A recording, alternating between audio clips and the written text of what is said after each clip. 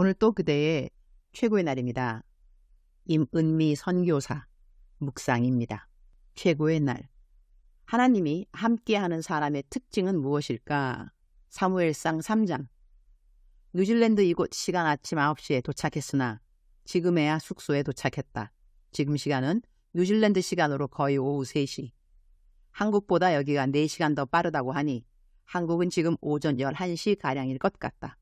오늘 묵상은 자연히 새벽 6시가량 올라가지 못하고 지금에야 묵상을 쓴다.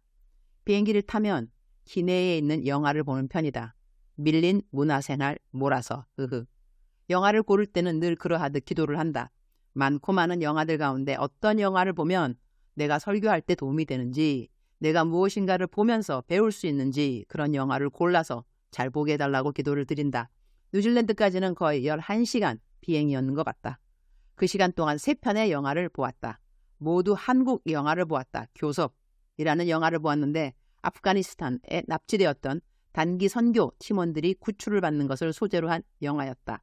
한 나라의 시민들인 우리 국민들을 텔레반으로부터 구출하기까지 우리나라 정부에서 어떤 노력과 희생을 치러야 했는지에 대한 스토리였는데, 이 세상 마귀 권세에 붙잡혀 있는 많은 하나님 나라의 백성들을 구출해야 하는 것에 대한 심각도와 그리스도인 리더로서의 책임감과 희생에 대한 생각을 많이 하면서 그 영화를 보았다. 그리고 다른 영화는 영웅이라는 뮤지컬이었는데 안중근 투사의 조국을 찾기 위한 노력과 헌신을 영화 보는 내내 생각할 수밖에 없었던 영화였고, 나는 과연 내 조국을 어떻게 생각하고 있는가에 대한 생각을 하게 되어서 기내 아니었지만 저절로 우리나라 위정자들에 대한 기도를 드릴 수 있어서 감사했다.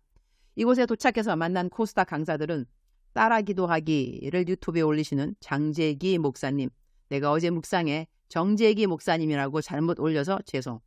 그리고 모든 것이 은혜를 부르신 지선 찬양 사역자님, 하준 파파라고 하는 황퇴한 대표님을 만났다. 이제 내일부터 코스타가 시작되는지라 조금 일찍 온 강사들인 것이다. 함께 모여 이야기하다 보니 서로서로 다들 유튜브를 통해서 알고 있는 사이들인 것 같았다. 나도 이분들이 강사님들로 온다 해서 유튜브 들어가 보니 다들 조회수가 100만을 넘기도 하고 유튜브 구독자 20만 넘고 와, 요즘은 유튜브 시대인지라 유튜브만 들어가도 서로들이 하고 있는 사역들을 잘 볼 수 있다고 하겠다. 하여튼 이번 뉴질랜드 코스타 강사진이 아주 화려한 것 같다. 주님이 강사님들과의 교제 가운데서도 큰 은혜를 주시리라 믿는다. 사무엘상 3장 19절. 사무엘이 자라매 여호와께서 그와 함께 계셔서 그의 말이 하나도 땅에 떨어지지 않게 하시니 The Lord was with Samuel as he grew up, and he let none of Samuel's words fall to the ground. 하나님이 함께하는 사람의 특징이 무엇일까를 생각해 볼 때 오늘 성경 본문 여호와께서 그와 함께 계셔서 그의 말이 하나도 땅에 떨어지지 않게 하시니, 이 말씀이 마음에 와 닿는다. 한마디 말을 하더라도 그 말이 땅에 떨어지지 않는다는 것은 듣는 그 누군가의 마음에 자라남을 주는 사람으로 하나님이 사용하신다. 그런 생각을 갖게 해준다. 나는 사실 이번에 따라하는 기도의 장재기 목사님을 내가 모르는 목사님인 줄 알았더니 만나고 보니 이전에 지구촌 교회에서 청년 사역을 하셨고, 내가 지구촌 교회 청년부에서 설교를 하러 갔을 때마다 내가 그분을 위해 기도를 해줬다고 한다. 나는 근데 웃자 이렇게 기억이 전혀 없을감요. 당신의 따라하는 기도문을 적을 때 내가 쓴 책을 2권 읽고 영감을 받아서 쓴 기도문들이 있다고 한다.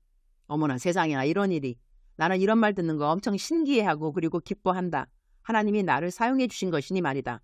장재기 목사님이 목사님 인생에 내가 참 많은 영향력을 미쳤다고 나에게 연신 감사하다는 인사를 해주시는데 내가 그 말을 듣고 더더욱 신기하고 감사했다는 것 아닌가. 하나님이 앞으로도 내가 누구를 만나더라도 하나님의 도움으로 땅에 떨어지는 의미 없는 말들이 아니라 누군가의 신앙생활에 꼭 열매를 맺을 수 있는 그런 말들을 내가 할 수 있기를 더더욱 기도하게 된다. 주님, 오늘 또 최고의 날입니다. 저도 유튜브를 하는 사람인데 제 유튜브 조회수보다 엄청 많은 조회수를 갖고 있는 사역자들을 보면 내가 하는 설교는 그렇게까지 영향력이 없는가 보다, 그런 생각을 할 때가 있었습니다. 그러나 모든 사람에게 하나님이 주신 분량이 있는 것 같습니다.